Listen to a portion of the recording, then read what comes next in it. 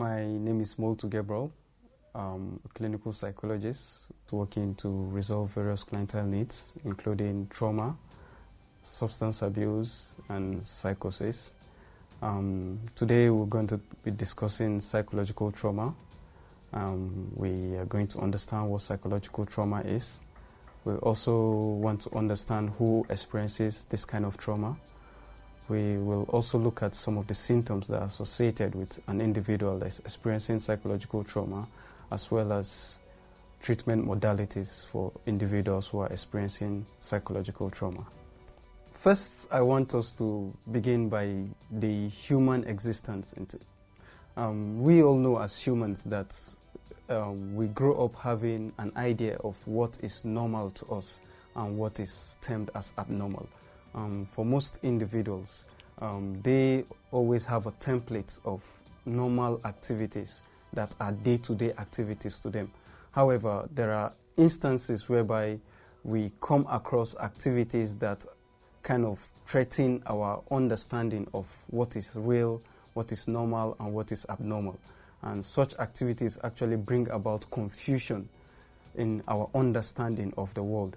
So psychological trauma is any activity or event that kind of threatens our ability as individuals to cope.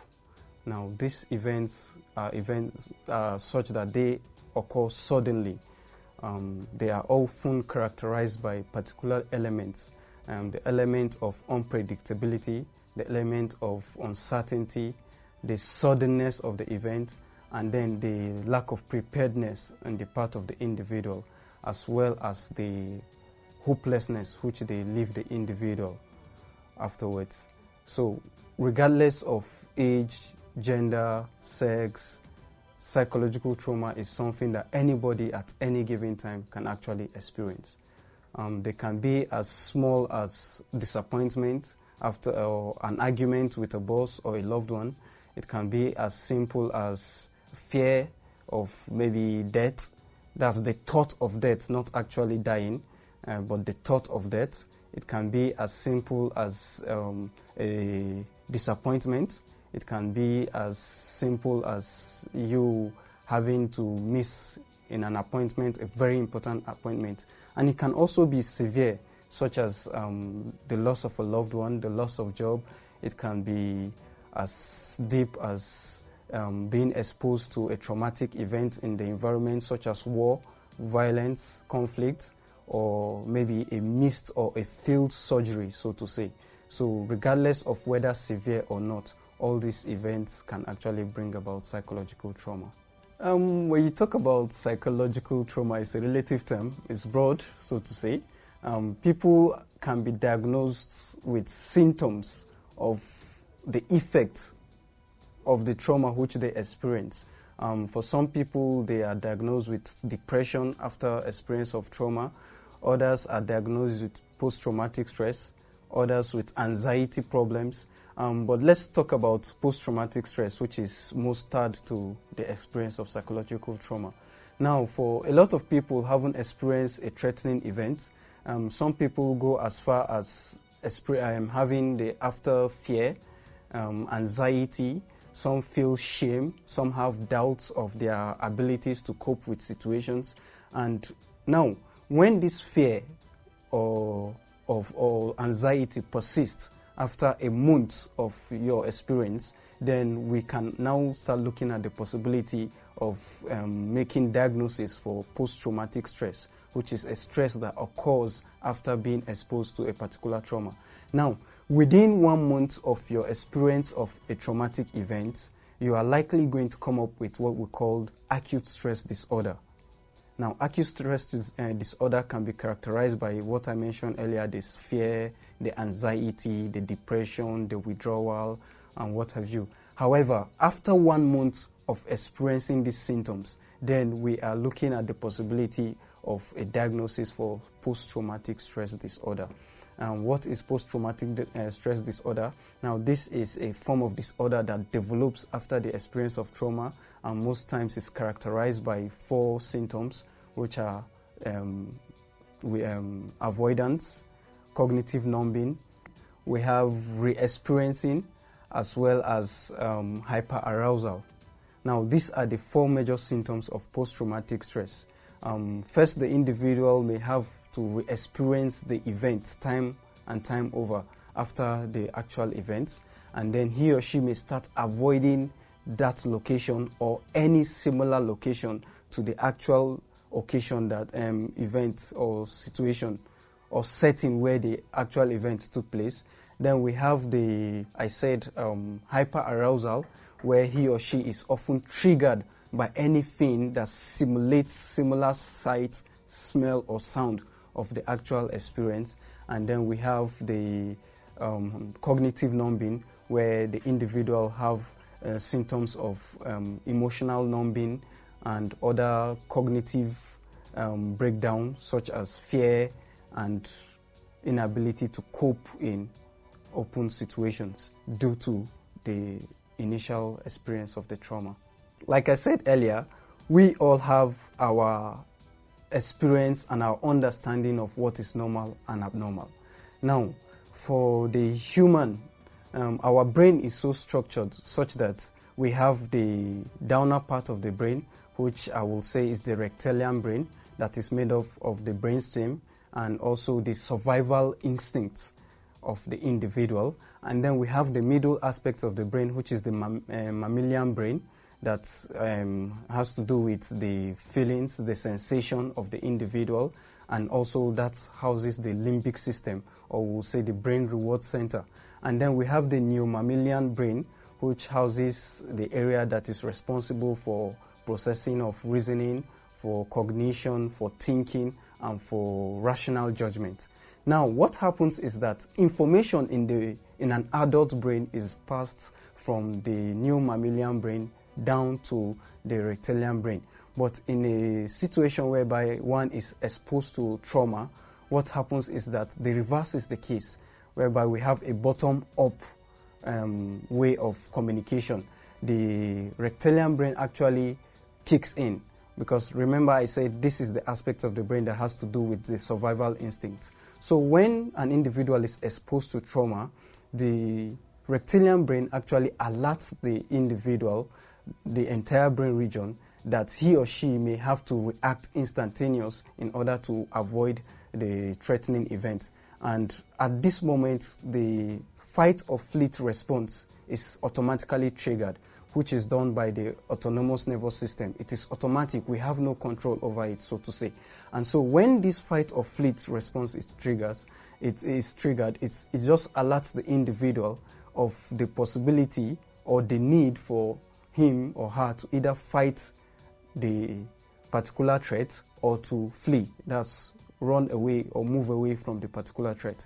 So once this response is triggered, what happens is that certain chemicals are being released in the brain, such as adrenaline and epinephrine, to enable the individual to cope with the threatening situation.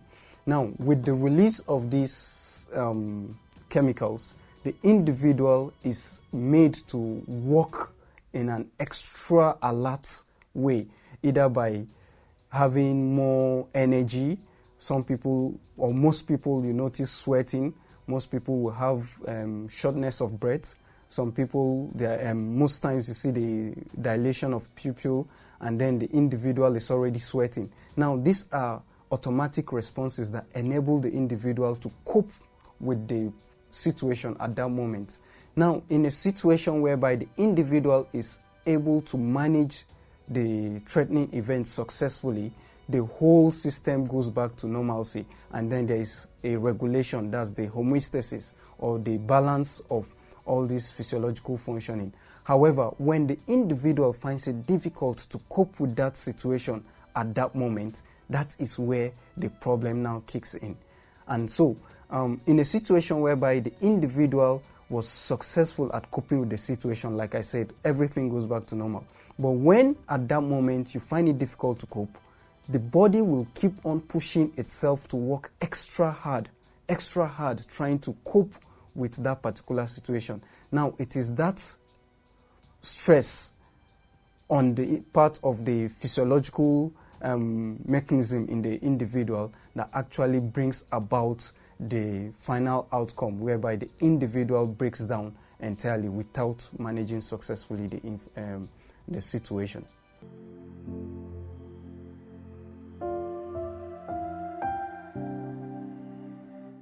All right.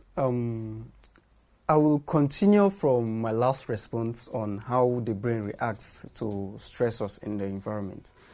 For an individual that has been exposed to trauma, say a breakup in a relationship, now the individual who has not moved past that particular trauma, whenever he or she is about entering another relationship, there's the possibility, and most often the brain, the aspects of the brain, which I said is the limbic system, will definitely have already stored down the memory of the initial trauma in the past. And so if he or she was not able to resolve the initial trauma of the breakup, then whenever he or she is trying to go into another new relationship, that aspect of the brain that has stored down the memory of the initial trauma is often reminded of the fact that I went through such experience in the past and it wasn't pleasant to me.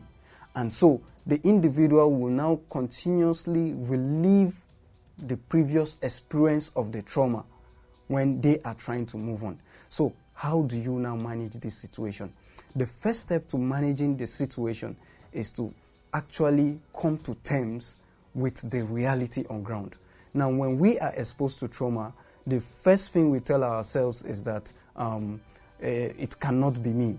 It shouldn't have happened to me. Some people go as far as having shame. Some people live in doubt. Some people live in anxiety of what next. Some people become isolated because of they just don't want to believe it actually happens to them. But when we come to the realization that this can actually happen to anybody, and then there is nothing manly about expressing your emotions, or because a lot of people will say, I'm a man, so I shouldn't be crying after a breakup. But when we come to realize that these are natural responses to threatening events, and that expressing it in a rather low, or will I say calm, or I don't know how to now term it, all those ways that people will say, I'm a man, so I shouldn't be crying. But when you come to realize that this is a natural way that you can relieve yourself of these emotions, then we'll come to realize that it is the first step to coping with trauma. Now let's continue with how we can cope.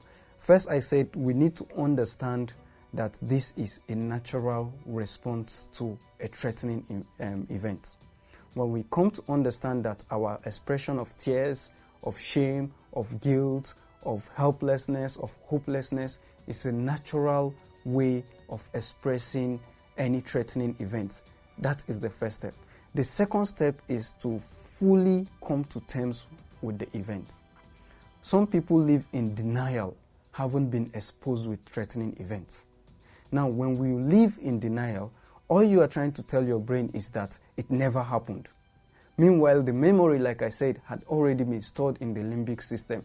And whenever any event that is similar with that previous one comes, you are often reminded, and then the fear kicks in. But when you come to appreciate the event, to fully accept within you rather than live in denial that it actually happened, yes, I felt this way, but it's time to move on. That is the second step. And then we need to look at available coping skills. What are the resources available for me to move on? Some people can make use of their religious support networks, such as your church, your mosques, or any religious body, as a way of coping by spending time in the Word of God, in the Scriptures, or whatever you have as your religious source of reference. You can always find support. You can also find support in the kind of individuals you have around you, friends that will actually help you through the phase of trauma. And then others may want to find support in substance use, but we will say that that is not a good way of coping, because finding support through the use of substance or trying to cope using substance will only complicate the problem in the long run. There are ways in which we can actually cope with trauma, and as clinical psychologists, one thing we advise, or some of the techniques we teach, include the cognitive behavioral therapy, which is a form of a technique or a psychotherapeutic techniques that actually teaches the individual how to restructure their faulty ways of thinking, and also those behaviors of such as avoiding the place where the trauma must have happened. When you try to remodel such behaviors into positive ones, that can help. Then we have cognitive processing therapy, which is another way of processing the events that may have happened in the past. When you come to process the event, you will now see the reality of the event for what it is. So if it's a case of breakup in a relationship, you will reprocess it to actually come to acknowledge where you yourself may have also contributed to the situation that led to the breakup. Now, it's called cognitive processing therapy. Now, we also want to teach relaxation therapies. Now, these relaxation therapies will help the individual to calm down their nerves. Usually, traumatic experiences are often accompanied by anxiety and fear. Now, what the relaxation therapy does is that it helps the individual to learn to regulate their breathing, regulate their heart rate whenever they are exposed to similar events in future. And then we have another form of treatment, which is the eye movement technique. It's called eye movement desensitization reprocessing. Now, this technique actually helps the individual to recover from the trauma through a kind of guided eye movement processing, whereby he or she kind of experience the event and kind of come to terms with it. Other techniques may include mindfulness, where people are taught how to be more aware of the here and now, recognizing that such situation has happened, and the fact that it has happened doesn't necessarily mean that it can never reoccur in future. So we can think of a lot more techniques, such as we have the guided exposure, or will I say prolonged exposure, where individuals are made to revisit the situation or the location where the event must have taken place in the past, only for them to relieve that fearful thought of ever going back to the situation.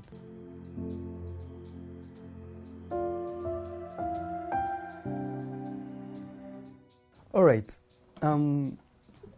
Now, days after the experience of a traumatic event, now, how would you even know the event was traumatic in the first place? Particularly for those mild situations that end up being traumatic to the individual in the long run. Immediately or days after the experience of trauma, there are some symptoms we should look out for, such as the use of substance, people trying to use drugs after exposure to, let's take for instance, the breakup in a relationship. Some people become isolated. Some people kind of have anxiety. Some people have fear. Some may even go as far as withdrawing themselves. Now, we have other people develop what we call dependence, either physical dependence or chemical dependence. Now, these are little signs that accompany traumatic events. When individuals start coming up with these events, another thing we want to now look at is the duration of these symptoms. Is it persistent, or are they persistent?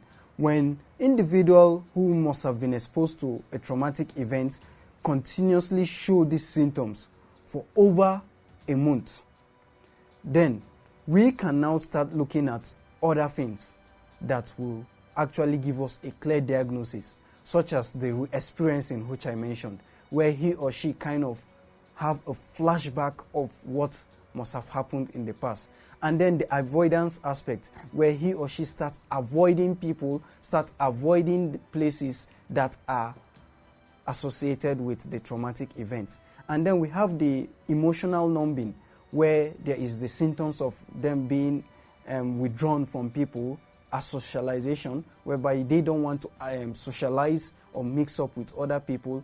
And then we have what I called the hyperarousal, where anything, sound, smell, or sight can kind of trigger similar reaction as at when the initial event was experienced. Now, if these symptoms persist and go beyond 1 month duration and are not associated with the use of substance or any other previous medical condition, and then such symptoms are already affecting the individual's general functioning in life. So, if, for instance, I experience a traumatic event and I keep having these symptoms such that they are beginning to affect my coming to work, affect my relationship with loved ones, affect my day-to-day activities, then we can look at a diagnosis of post-traumatic stress, meaning that the experience of the traumatic event has actually led into a more severe disorder. At that point, we can now start saying, yes, this individual has not coped successfully with the initial experience of trauma. For an individual who may have been exposed to trauma and is still coming down with these symptoms long after his or her exposure to trauma, my best advice will be to seek out health professionals that will assist them to actually go past their symptoms. Particularly, you will find psychiatrists out there, you will find clinical psychologists out there, and you can also find other counselors that may assist you. But these are basically the two sources of help that I feel one should actually run to. With this said, I think this is a brief of what psychological trauma is and how to actually seek out for help.